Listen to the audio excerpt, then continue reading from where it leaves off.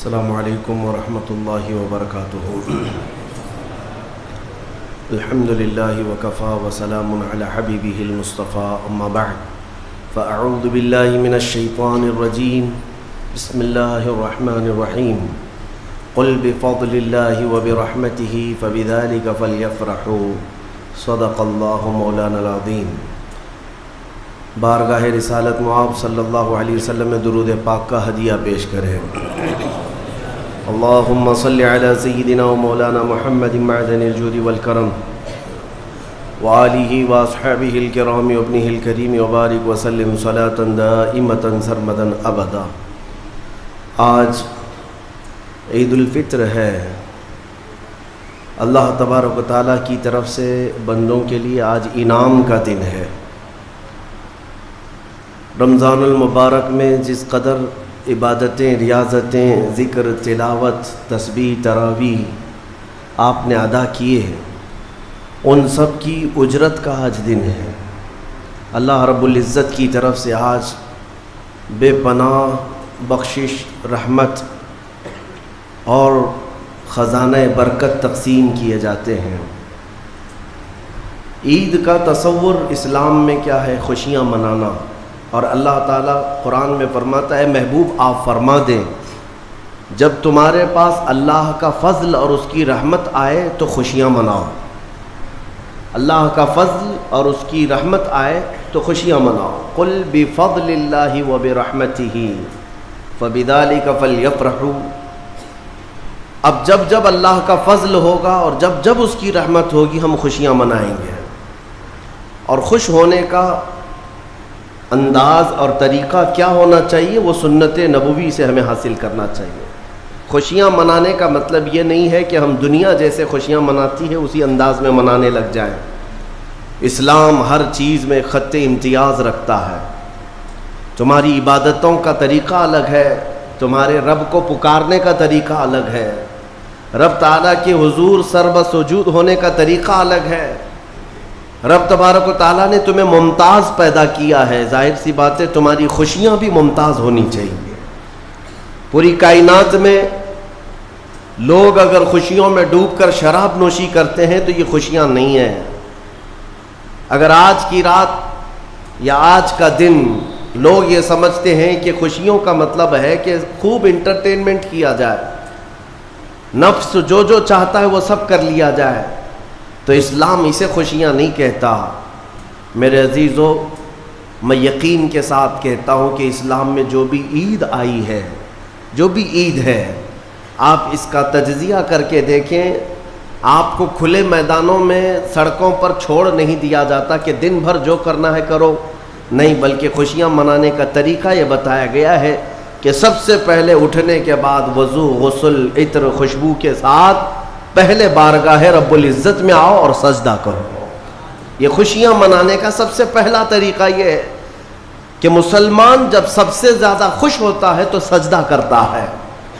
تو سجدہ کرنے کے لیے آج عیدگاہوں میں، مسجدوں میں جو لوگوں کی آج قطاریں ہیں، صفیں لگی ہیں، میرے عزیزو، یہ اسلام کا خوشی منانے کا طریقہ ہے۔ یہ نہیں کہ لوگوں کے درمیان کچرا بن کر کے، لوگوں کو ایذا دے کر کے خوشیاں منائی جائے، اسلام اس کا قائل نہیں ہے۔ بہرحال سب سے بڑی خوشی ہمارے لیے کون سی ہے؟ اللہ نے فرمایا قرآن میں، اے محبوب آپ فرما دے جب اللہ کا فضل آئے اور اس کی رحمت تو خوشیاں مناؤ۔ تو اللہ کا فضل اور اس کی رحمت کیا ہے؟ اللہ کا فضل اور اس کی رحمت کیا ہے؟ بہت ساری چیزیں ہیں۔ رمضان یہ اللہ کا فضل ہی تو تھا، تمہیں کھلا پلا رہا ہے یہ اللہ کی رحمت ہی تو تھی، تمہیں صحت اور تندرستی دیا یہ اس کی رحمت ہی تھی۔ تو یہ فضل اور یہ رحمت ہے، لیکن سب سے بڑی رحمت جب تمہارے پاس آئے تو خوشیاں مناؤ۔ قرآن کہتا ہے سب سے بڑی رحمت کیا ہے؟ وَمَا أَرْسَلْنَاكَ إِلَّا رَحْمَةً لِّلْعَالَمِينَ۔ محبوب ہم نے آپ کو سارے جہانوں کی رحمت بنا کر بھیجا ہے۔ پتہ یہ چلا کہ کائنات کی سب سے بڑی رحمت مصطفیٰ کریم کی ذات پاک ہے، اور جب وہ آئے تو سب سے بڑی خوشی کا دن ہوتا ہے۔ اسی لیے کہا ہے کہ دونوں عیدوں سے افضل ہے عید میلاد رسول۔ چاہے عید الفطر ہو یا بقرعید ہو، عید الاضحیٰ ہو، یہ دونوں عیدوں سے افضل ہے عید میلاد رسول۔ اس کی وجہ یہ ہے کہ ہمیں نہ عید الفطر معلوم ہوتی نہ عید الاضحیٰ معلوم ہوتی، یہ سب معلوم ہوئی ہیں اگر تو آمنہ کے لال کے صدقے میں معلوم ہے۔ ہاں، ہمیں رمضان پتہ چلا ہے، عید پتہ چلی ہے، تو کس کی بدولت؟ اگر مصطفیٰ کریم صلی اللہ علیہ وسلم نہ آتے نہ بتاتے تو کون سے رمضان کا تصور تھا، کون سی عید پتہ چلتی؟ اسی لیے حاصل کلام تو یہ ہے میرے عزیزو، وہ جو نہ تھے تو کچھ نہ تھا، وہ جو نہ ہو تو کچھ نہ ہو، جان ہے وہ جہان کی اور جان ہے تو جہان ہے۔ آج عید اگر منانا بھی ہے تو میں یہ ضرور کہوں گا کہ آج عید پڑھنے کے بعد، نماز پڑھنے کے بعد سب سے پہلا کام جو آپ کرتے ہیں وہ کیا ہے؟ سب سے پہلا کام آپ یہ کرتے ہیں اپنے ماں باپ، اپنے رشتہ داروں سے ملاقات، اور گھر جلدی بھاگ کر کے جاتے ہیں کہ اپنے بڑوں سے ملاقات کرنا ہے۔ آج مصافحہ معانقہ کا دن ہے، آپ کو اپنے ماں باپ جس قدر یاد رہتے ہیں میرے عزیزو، اس رسول کو آج ہرگز فراموش نہ کرو جو اپنی رات کی تنہائیوں میں تمہیں امتی امتی کہہ کر یاد کیا کرتے تھے۔ آج ان کا دن ہے، آج اس رسول پاک کا دن ہے۔ سورج کے ڈوبنے سے پہلے پہلے تک کثرت سے میرے آقا کی بارگاہ میں بیٹھ کر درود بھیجو اور عرض کرو کہ آقا آج میری خوشی کا دن ہے، میں اپنے ماں، اپنے باپ، اپنے بھائی، اپنے بہن، سب سے زیادہ اگر دنیا میں کسی سے پیار کرتا ہوں تو وہ آپ کی ذات مبارکہ ہے۔ رسول پاک صلی اللہ تعالیٰ علیہ وسلم کو یاد کرنا آج کی عید کے دن کا ایک بہت ہی بڑا حصہ ہے مومنوں۔ باقی میں دوسروں کے بارے میں نہیں کہہ سکتا، جن لوگوں نے آج کی عید کو جوا کا اڈا بنا لیا ہو، شراب پینے کا ذریعہ بنا لیا ہو، سینما تھیٹر پہ جا کر کے عیش کرنے کا ذریعہ سمجھا ہو، میں سمجھتا ہوں کہ ان کے اندر روح اسلام نہیں آئی۔ اگر اسلام کی روح ہوتی، اگر ایمان ان کے قلب میں بشاشت پیدا کر چکا ہوتا تو ہرگز وہ ایسی جگہ قدم بھی نہیں رکھتے۔ اے میرے عزیزو، آج مصطفیٰ کریم صلی اللہ علیہ وسلم کے سچے غلام بن کر کے دکھانے کا بھی دن ہے۔ آج دنیا تمہیں دیکھ رہی ہے، آج پوری دنیا دیکھ بھی رہی ہے اور ڈر بھی رہی ہے کہ یہ باہر نکلے ہیں آج کیا ہونے والا ہے۔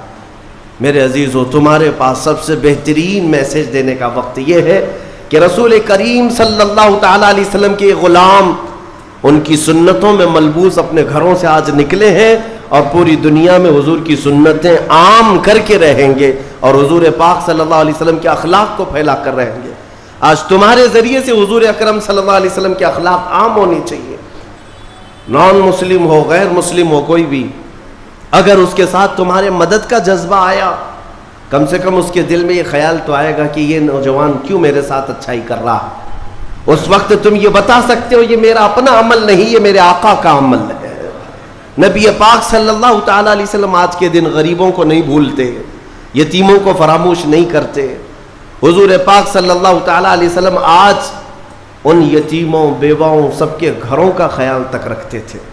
عزیزان گرامی وقار، آج عید کے ان لمحات میں یقیناً رمضان المبارک گزر جانے کے بعد خوشیوں کا دن ضرور ہوتا ہے، لیکن ساتھ ہی آج ہمیں قلق بھی ہے، غم بھی ہے ہمارے ان بھائیوں کا جو آج عید منانے کے لیے یا تو ہمارے ساتھ نہیں ہیں، ناحق جیلوں میں بند ہیں، کچھ بے قصور قیدی ہیں، اور بہت سارے وہ لوگ ہیں جن کے ہاں اسباب کی کمی ہے اور کوئی عید نہیں ہے ان کے ہاں۔ وہ فلسطین کا علاقہ ہو کہ شام ہو کہ یمن ہو کہ عراق ہو، ان کے ہاں کوئی عید نہیں۔ وہ کھلے میدانوں میں آج بھی ایک ایک روٹی اور بوٹی کے لیے ترس رہے ہوں گے۔ آج اس درد کے ساتھ ہم عید کے لیے حاضر ہیں اور بارگاہ مولا میں یہ عرض ضرور کریں گے کہ مولا، جہاں تو ہمیں نرم لقمے کھلا رہا ہے، حضور کی اس غریب امت پر بھی رحم فرما دے۔ ایک میرا ہی رحمت میں دعویٰ نہیں، شاہ کی ساری امت پہ لاکھوں سلام۔ آج عید کے دن جو کام کرنے کے ہیں، میرے مصطفیٰ کریم صلی اللہ علیہ وسلم کو راضی کرنے کا دن ہے۔ آج کے دن حضور فرماتے ہیں اللہ تعالیٰ کو سب سے زیادہ پسندیدہ جو عمل ہے، سب سے زیادہ پسندیدہ وہ دو ہے، دو عمل اللہ کو بہت پسند ہے آج کے دن۔ فرمایا میرے آقا صلی اللہ علیہ وسلم وہ دو عمل کیا ہے؟ حضور فرماتے ہیں پہلی چیز یہ ہے کہ اللہ رب العزت کی بڑائی بیان کرنا. اللہ اکبر اللہ اکبر اللہ اکبر لا الہ الا اللہ اللہ اکبر اللہ اکبر وللہ الحمد. یہ اللہ رب العزت کی بڑائی تکبیر. اللہ سب سے بڑا ہے. یہ تکبیر بیان کرنا پہلا عمل اللہ کو سب سے زیادہ پسند ہے. دوسرا عمل استغفار. استغفر اللہ استغفر اللہ استغفر اللہ استغفر اللہ ربی من کل ذنب واتوب الیہ. دو عمل آج کے دن اللہ بہت پسند فرماتا ہے. ایک اس کی بڑائی بیان کرنا تکبیر اور دوسرے استغفار. اور فرمایا کہ جب اپنے گھروں سے نکلو تو تکبیر کہتے ہوئے نکلو. کتنے لوگ ایسے ہیں جو تکبیر پڑھتے ہوئے آئے؟ بہت کم لوگ ہیں. سب اپنے اپنے دھن میں چلے جا رہے ہیں. یہاں تک کہ فرمایا اس تکبیر کا اہمیت کا اندازہ اس سے لگاؤ. آنے کے وقت جس راستے سے آئے تھے عید کے لیے، جانے کے وقت دوسرے راستے سے جاؤ. واجب نہیں ہے، لیکن اس کی حکمت کیا ہے؟ ایک راستے سے آنا اور دوسرے راستے سے جانا سنت. فرمایا گیا کہ جب تم ایک راستے سے تکبیر پڑھتے ہوئے آتے ہو تو اس راستے پر موجود جتنے مکان، پتھر، درخت ہیں وہ سب تمہاری تکبیر کی گواہی دیں گے. قیامت کے دن تمہاری تکبیر کی وہ گواہی دیں گے کہ مولا یہ ہمارے سامنے سے تیری بڑائی کرتا ہوا گزرا ہے. تو ہو سکے دوسرے راستے پر بھی گزرو تاکہ زیادہ سے زیادہ ان تمام چیزوں کو اپنی تکبیر کا گواہ بنایا جا سکے. تو اس سے اندازہ کریں کہ تکبیر آج کے دن بہت اہمیت کی حامل ہے، اور اسی تکبیر کی آج ضرورت بھی ہے مسلمان کو. اقبال نے بہت اچھے انداز میں کہا تھا، کفر دم توڑ دے گا ٹوٹی ہوئی شمشیر کے ساتھ، گر تم نکل آ جاؤ ایک بار نعرے تکبیر کے ساتھ. مطلب یہ ہے کہ اس تکبیر کا آج بھی بہت سارے لوگوں کو انتظار ہے جس تکبیر کی آواز سے ہی کفر کے خیموں میں ہلچل مچ جائے. وہ صرف اور صرف حلق سے نکلنے والی تکبیر نہیں ہے، وہ ایمان کی بشاشت اور توکل کے ساتھ نکلنے والی تکبیر ہے. اللہ رب العزت ہم سب کو کہنے سننے سے زیادہ عمل کی توفیق عطا فرمائے. آج میرے عزیزوں، عید الفطر میں جو نہیں کرنے کے کام ہے وہ مجھے بتانے کی ضرورت نہیں. سمجھدار طبقہ ہے ہمارا. آج شام تک ایک بات طے کر کے رکھ لینا، کیونکہ کل رات کو ہی شیطان آیا ہے چھوٹ کر کے قید سے، اور وہ اپنے پورے فورس کے ساتھ چاہتا ہے کہ تمہیں کسی نہ کسی طرح سے ان راستوں سے لے کر گناہوں کے اڈوں پر لے جاؤ. کتنے ایسے لوگ ہیں جو ایک ہی دن میں اس کے شکنجے میں پھنس جاتے ہیں، یہ ان کا معاملہ ہے.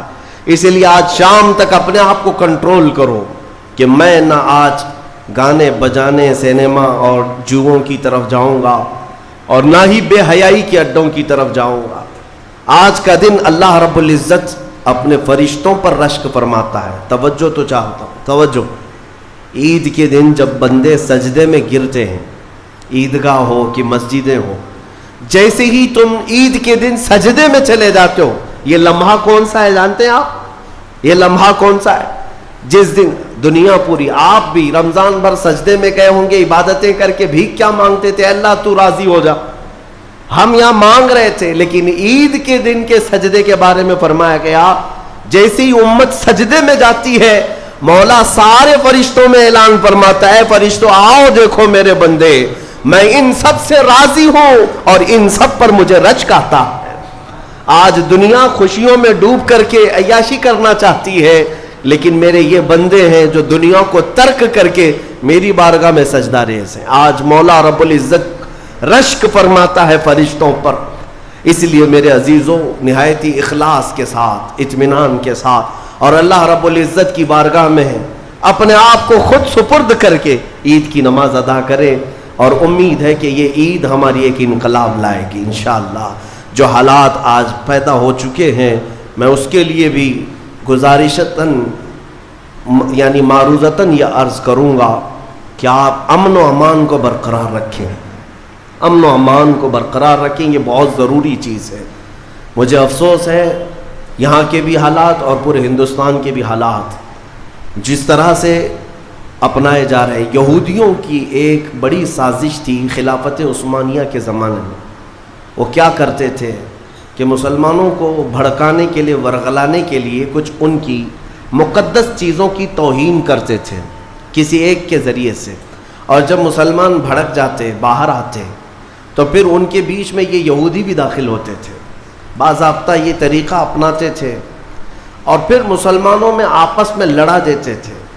اس کے بعد وہاں سے خلافت کے خلاف اعلانات بھی کرتے تھے، اس میں یہودی داخل ہوتے تھے۔ تو اس طرح بھیڑ جمع کر کے باہر ورغلانا، لوگوں کو اکسانا، یہ ان کا کام تھا تاکہ زیادہ سے زیادہ مسلمانوں کا نقصان ہو سکے۔ اسی لیے میں چاہتا ہوں کہ اپنے غم و غصے کا اظہار صرف بھیڑ سے نہیں ہوتا، جس میں اعلیٰ حضرت فاضل بریلوی رضی اللہ تعالیٰ عنہ نے بھی ارشاد فرمایا کہ مسلمانوں کو اس طرح سے کھلے طور پر کسی چیز پر جمع کر لینا جس سے خطرات لاحق ہوں ناجائز ہے۔ آپ ان چیزوں کا بہت خیال رکھیں کہ دشمن طاقتیں آج یہی چاہتی ہیں کہ تمہیں اکسا کر، ورغلا کر تمہارا زیادہ سے زیادہ نقصان کر سکیں۔ پچھلے 2 سال کا عرصہ گزر گیا، بنگلور میں بھی ایک حادثہ ہوا تھا، وائلنس ہوا تھا، غالباً وہ رمضان کے موقع پر ہی 125 کے قریب نوجوان 2 سال سے ابھی تک جیلوں میں بند ہیں، کچھ چھوٹ گئے، کچھ ابھی تک باقی، اس میں کئی سافٹ ویئر انجینئر ہیں اندر بیٹھے ہوئے ہیں۔ تو یہ سب حالات دل کو دہلا دیتے ہیں۔ آپ امن و امان کو برقرار رکھیں، اور جب تک اپنے بڑوں اور بزرگوں کی طرف سے کوئی بات نہ آئے، آپ کوئی بھی چیز اپنے ہاتھ میں نہ لیں، اور اللہ کریم ہم سب کو ماحول میں امن و امان برقرار رکھنے کی توفیق عطا فرمائے، اور ظالموں کے شر سے مولا ہماری حفاظت فرمائے۔ جس طرح برے منصوبے تمہارے متعلق بنائے جا رہے ہیں، کریم خدا کی بارگاہ میں دعا ہے کہ مولا ان تمام منصوبوں کو تو خاک میں ملا دے، تیرے حبیب پاک صلی اللہ علیہ وسلم کی اس بھولی بھالی امت کو صحیح قیادت عطا فرما دے۔ رب العالمین، آج کے عید کے دن جب تو سب کو نواز رہا ہے تو اس غریب امت کو مولا تو رحم و کرم سے نواز دے، تیرے حبیب پاک صلی اللہ تعالیٰ علیہ وسلم کا سچا عشق اس پوری امت کو عطا فرما دے۔ وصلی اللہ تعالیٰ علی خیر خلق محمد وآلہ واصحابہ اجمعین، وآخر دعوانا الحمد للہ رب العالمین۔ کھڑے ہو کر کے صفیں درست کر لیں۔